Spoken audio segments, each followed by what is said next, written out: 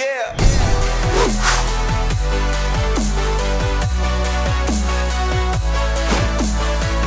Welcome back to the Gridiron Expert. Well, we knew Week 9 was going to be huge for college football, and it lived up to the hype. 9 top 25 teams go down in Week 9. 6 of those to unranked teams because why not? That's the type of year we're having, right? Unbelievable weekend of college football for an unbelievable year of college football, and we're here to break down everything that happened in this last weekend as we head into November. As we head into the final month of the regular season of college football, guys. It's insane how quickly this season has gone by. But this final month, as we always say, November, the biggest for college football, the craziest typically for college football, in a month where we're going to see a lot of separation and we're going to get a lot of clarification both in conference races and on the national stage. But again, we're here to break down everything that just happened in Week 9. So again, welcome back to the Gridiron Expert. As always, make sure to continue to like, comment, subscribe, share our videos, and check out everything down in the description below. Check out BetNow, check out PrizePicks, check out our expert picks over on our website, thegridironexpert.com, all of them. So many great offers and some of the best offers that we have in the country, honestly, from us and from all those other partner companies. All those are some of the lowest prices in the country. And BetNow and PrizePicks, you can sign up for free. So make sure to go sign up for those today, guys. Take advantage of it so you can utilize it the rest of this season. Before we dive into the analysis on the biggest games, let's take a look at our big board real quick because it was a great week for us. 24-7 on the money line, so a little over 77% on the week. Still above 80% on the year, though, so we're looking great. Going in November, still above 80%. We're thrilled with that. 296-70 will eclipse 300 wins in Week 10, so way ahead of schedule for us. Typically, like we've been the last 5 years, but 296-70, 7-3 against the spread. Couldn't have asked for a better week. Would have loved to have had 80. Had a couple games that were just so close, but weren't able to get over that hump. But 7-3 against the spread, 49-44 on the year, 52.7%. We've been telling you that we're going to hit at least 55% on the year. That 52.7%, guys, it's one of the best marks in the country right now. And we're not just saying that. Go look for yourself. Go look at the Bear. Go look at Stanford Steve. Go look at your CBS analysts. Go look at everybody else on ESPN. You're not going to find many marks, if any, that are better than this. Just been that type of year. But 49-44, still above 500, 70% against the spread. It's the second time this month we have hit at least 70%. So again, guys, if you have not signed up for our expert picks, you need to do that now. It's a year-long subscription. You sign up now, you get it through the date you sign up. You sign up on October 31st, you get it through Halloween for next year. So make sure to sign up for those today, guys. Analysis comes out every single Wednesday. And again, some of the best picks against the spread, both college and NFL, in the entire country. So let's dive into the games. We got 8 games we want to talk about right now. Let's start with the first one. Maybe the game of the year. Maybe the game of the year in East Lansing, guys. This was one of the best college football games I have maybe ever seen. Certainly one of the best I've seen this year. Certainly one of the best I've seen in recent memory. Maybe one of the best ever, as number 8 Michigan State takes down number 6 Michigan. An instant classic. The Spartans defeating the Wolverines 37-33. I mean, just listen to this, guys. I mean, Michigan, this felt like a game that Michigan should have won, right? If you watch this game from start to finish, it just felt like a game the Wolverines should have won. But in typical Michigan fashion, in typical Jim Harbaugh fashion, the Wolverines just couldn't put the game away. The Wolverines led 10-0 after the first quarter. They led 23-14 at halftime thanks to a big strip sack fumble recovery in the end zone to put them up 9. So 23-14 after 2. They led 30-14 over halfway through the third quarter. Michigan was up 16 points over halfway into the third quarter. 16 points with the way their defense was playing, with the way the Spartans were struggling. It felt like Michigan had this game in the bag. And then Kenneth Walker III took over. Go ahead and give this man the Heisman. Kenneth Walker III, from the halfway point of the third quarter and all of the fourth quarter, was on a different level. 23 carries, 197 yards, 5 touchdowns, the most rushing touchdowns allowed by Michigan to any player ever. 5 rushing touchdowns by Kenneth Walker III, 197 yards. Keep in mind, guys, the first 7 games, Michigan had allowed 3 rushing touchdowns. All year long, 3 rushing touchdowns. They were giving up just about 116 rushing yards per game. In one game, they gave up 5 rushing touchdowns and 197 yards to one player. And Kenneth Walker III. Give him the Heisman guy because it was ridiculous. 27-yard touchdown, 58-yard touchdown, a 23-yard touchdown with 5 minutes remaining to take the lead, 37-33. This guy was on a completely different level. He was going beast mode on Michigan. And he single-handedly, to me, led Michigan State back against the Wolverines. It was an unbelievable back-and-forth game. Again, one of the best that we've seen this year. And huge, guys, because now it is a race between Ohio State and Michigan State for who wins the Big Ten East. And yes, we know that Ohio State has yet to play Michigan as well. So, the division's far from over, far from clinched. Michigan's hopes of making the playoff and winning the Big Ten East, far from over. Because, Michigan State could lose to Ohio State. If Michigan beats Ohio State, and we've got this 3-way tiebreaker thing that's going to get wild. I mean, anything can happen, right? But this was a huge, huge game in terms of who was going to maybe win that division, and the Spartans got it done. Now, I do want to give credit to Cade McNamara. We didn't know how well he would be able to throw the ball, and he threw it well. 383 yards and 2 touchdowns against the Spartans.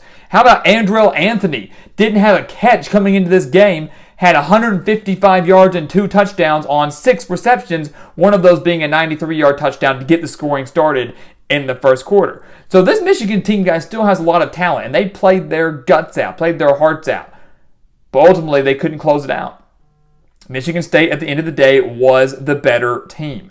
And on November 20th, Michigan State will travel to Ohio State, and that could be the game that determines who wins the Big Ten East and maybe even slips into the college football playoff because, yes, the Spartans are that good. Huge win for Mel Tucker and Michigan State. We've talked about it for a while, but this game, guys, again, is going to be one that is going to even take me. I didn't have a dog in the fight. Not a fan of either team, per se. Don't have anything against either one, just not my teams. And it's still one that I'm not going to forget, not going to get over for a while because that's how good it was.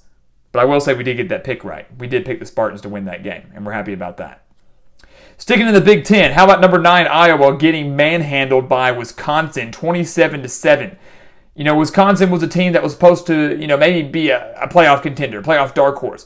And we knew early on that was not going to be the case after the loss to Notre Dame, after the loss to Penn State. Wisconsin just hasn't looked good, lost to Michigan.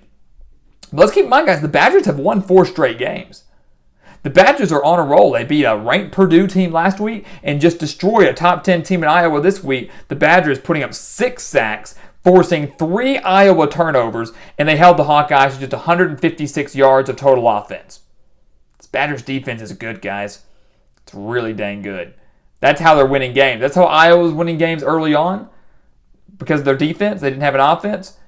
Wisconsin's doing the same thing right now. They don't have much of an offense, but their defense is one of the best in the entire country, and that showed again on Saturday against the Hawkeyes. And now the Big Ten West, whoever comes out of that, is going to face Michigan State or Ohio State, and the Big Ten West feels wide open. Minnesota actually is number 1 in that division right now, 4-1 in conference.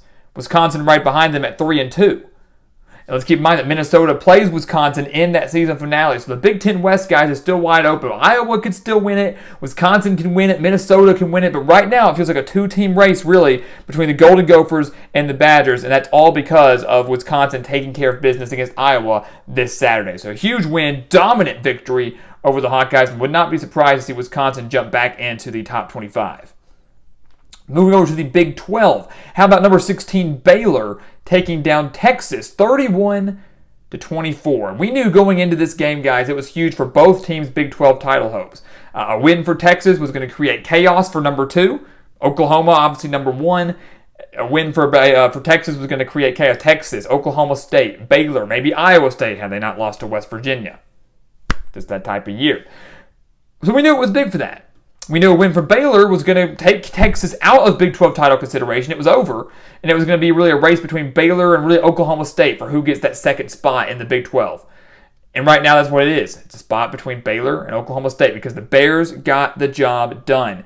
And for the 3rd straight game, guys, Texas blew a double-digit lead in the second half. Or I say at least double-digit lead in the game, period. Blew a double-digit lead to Oklahoma, double-digit lead to Oklahoma State, and again here as they led Baylor 21-10 in the third quarter. But after that, The Bears went on a 21-0 run behind the strength of their run game. The Bears racked up 199 rushing yards on the day. 199 rushing yards on the day. And for some reason, Steve Sarkisian chose to go for a fake punt in the fourth quarter on 4th and 11. Obviously, they didn't get it.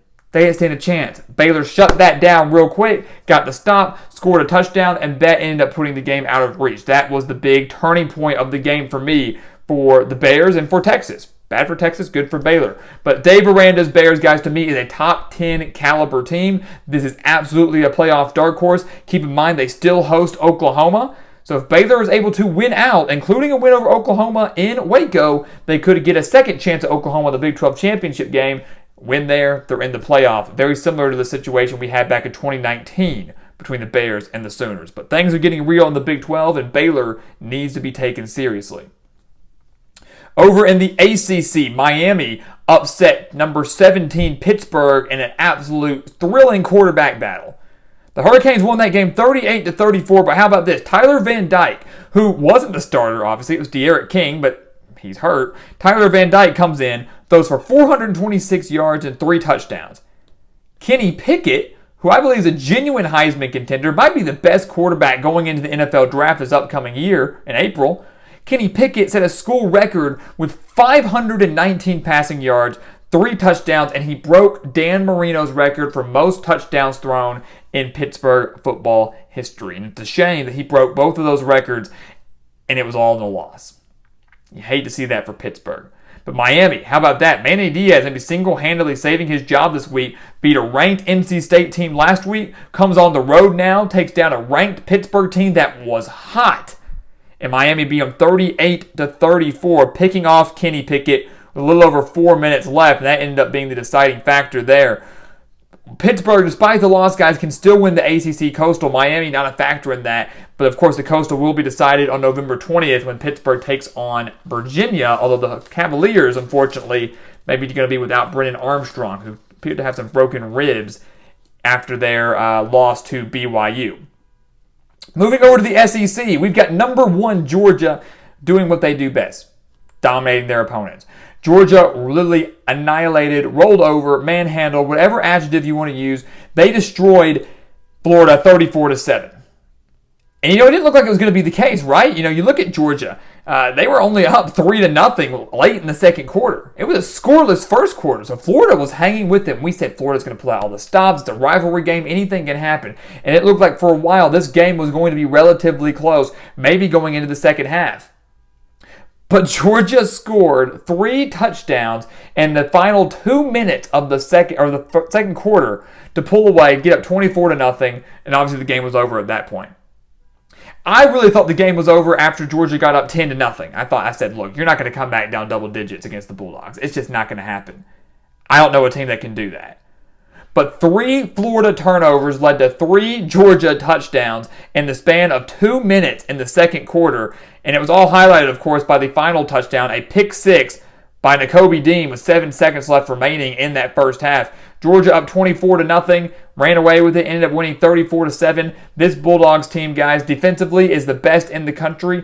Overall, they are the best team in the country, and I really begin to question, is there any team out there that can take down Kirby Smart and the Bulldogs? I really don't know if there is. It's unbelievable. And again, that end of the first half was insane. You look at the SEC West. That was the East. Georgia, with that win over Florida, clinched the SEC East. We knew they would. It was inevitable that Georgia was eventually going to make it to the SEC Championship. They've clinched it already before November. You go over to the West. Alabama's the favorite in that division, but we said, who's second? Who's second in the SEC West? It was either going to be Auburn or Ole Miss. And that was going to be determined on who won that game on Saturday on the Plains. Ended up being Auburn, guys. The 18th ranked Tigers took down the 10th ranked Rebels 31-20. The Tigers holding Ole Miss to the lowest point total ever under Lane Kiffin. They've played 18 games under Lane Kiffin. That's the least amount of points they've scored under their new head coach. Matt Corral, his 19-game streak of at least 1 touchdown pass ended on the Plains on Saturday. Matt Corral didn't throw a single touchdown, and Auburn won 31-20. The Rebels never led in this game. Auburn went at them with their balanced rushing attack and passing attack. 207 rushing yards. Bo Nix had 276 passing yards. Outdueled Matt Corral. Looked like one of the best quarterbacks in the country on Saturday night. I disagree that he is, but he looked great on Saturday. And Auburn is the number 2 team in the SEC West, only behind Alabama. And if they take care of business, they still have Texas A&M next week. But if the Tigers take care of business, the Iron Bowl will determine who wins the SEC West. Unbelievable, guys. Things are getting real in the SEC. It's all going to be about who faces Georgia in the East, the best team in the country, who they're going to play. But Auburn and Alabama seem to be on a collision course, possibly to determine who Georgia's opponent will be. 2 games left. Move over to the Big Ten. Ohio State surviving Penn State. The 5th-ranked Buckeyes taking down number 20, 33-24. And we said that we expected Penn State to hang in this game, right? You know, Penn State coming off that devastating 9-overtime loss to Illinois, ruined any chance they had at the playoff, really ruined any chance they had at winning the Big Ten East, right? But we said, hey, Penn State's still a solid team, especially defensively. They can hang with the Buckeyes despite the game being in Columbus. And they did. You know, Penn State was leading 7-3 at the end of the first. They were only trailing 27-24 entering the fourth quarter. But the difference maker in this game, guys, the difference maker in this game was at the end of the second quarter when Jerron Cage picked up the fumble and returned it 57-yard. Big man touchdown for Ohio State. Ended up putting the Buckeyes up, I believe it was 10 at the time. Penn State getting a field goal before half to only be down 7. But that touchdown, that defensive touchdown for Ohio State, to me, ended up being the true difference maker. Gave Ohio State all the momentum after Penn State was hanging around a little bit longer than the Buckeyes would have liked. Gave them all the momentum, gave them that double-digit lead early. Penn State unable to recover. Still only trailed 3 entering the fourth, but unable to recover. And obviously 3 Penn State turnovers isn't going to help their cause either, especially when you're on the road. So Penn State, they gave it all they had. This is still a solid Penn State team despite having 3 losses. Defensively, they're solid, but offensively, not enough to keep up with Ohio State. The Buckeyes, the favorites to win the Big Ten until proven otherwise, but still, again, have yet to face Michigan or Michigan State. They'll face them in consecutive weeks. Last thing I'll make on this game here, I want to give an MVP shout-out to Noah Ruggles, the kicker for Ohio State, who made 4 field goals in this game. So Penn State's defense, they bent a little bit, but they never fully broke on a couple of drives. But Noah Ruggles, he didn't miss. 4 made field goals in a 9-point victory. He, to me, was the difference maker for Ohio State on Saturday night, as the Buckeyes still have not lost in conference play. They only lost this year, coming to Oregon back in week 2. Final game we'll talk about here, an unbelievable showing late Saturday night. Number 25 BYU defeating Virginia 66-49. And guys, it was a 17-point victory for BYU, but this game was much closer than that. The score made it look a lot worse. A couple late Virginia turnovers, and obviously them losing their star quarterback in Brennan Armstrong contributed to BYU outscoring the Cavaliers 21-0 in the fourth quarter. But this was a game that was just back and forth, and if you love offense, this was the one for you. BYU was up 21-0 in the first. Looked like they were going to run away with it. And then Virginia said, hold on, wait, we're not done. We always start slow. We'll wake up. And the Cavaliers dropped 35 second quarter points to lead 42-38 at halftime. And the Cavaliers led 49-45 entering the fourth quarter. But again, the turnovers and the injury to Armstrong ended up being too much. BYU's defense stepping up big. This is a game where defense was practically non-existent, and the Cougars ended up winning 66-49 with 734 yards of offense behind 266 rushing yards behind Tyler Algier. Kenneth Walker had 5 touchdowns against Michigan. Tyler Algier had 266 yards and 5 touchdowns against Virginia on Saturday night. But of course, he's not getting nearly enough attention because these games are played so late way out west. But this was an absolute thriller. Unbelievable amount of offense between the Cavaliers and the Cougars. And we really obviously hope that Brennan Armstrong, who appeared to have some broken ribs, hope he's going to be okay because he is one heck of a player. And that Virginia offense simply is not the same without him. But an unbelievable matchup out in Provo as BYU defeats their old coach in Bronco Mendenhall, defeats them by 17 in a game that, again, was a lot closer and a lot more exciting than the final score really indicated.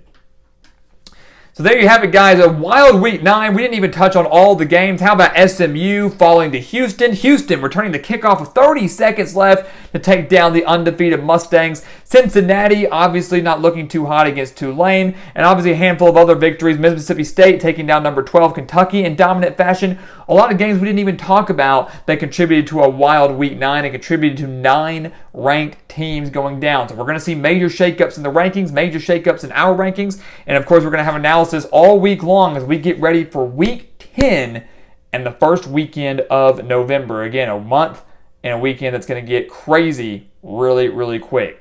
So guys, again, thank you so much for watching us here at the Gridiron Expert on YouTube. Make sure to continue to like, comment, subscribe, and share our videos. And of course, check out everything down in the description below. Check out the PrizePicks. Check out BetNow. Check out our expert picks, guys. We've got an unbelievable thing going for us over on our expert picks, over on thegridironexpert.com. 70% for the second time this month. You can't get much better than that. You obviously can't get much better than that overall as well. Some of the best marks, one of the best marks in the entire country. So go sign up today because it's a year-long subscription that I promise you do not want to miss out on. And once again, guys, as always, thank you so much for watching, and we'll see you next time right here on the Gridiron Expert.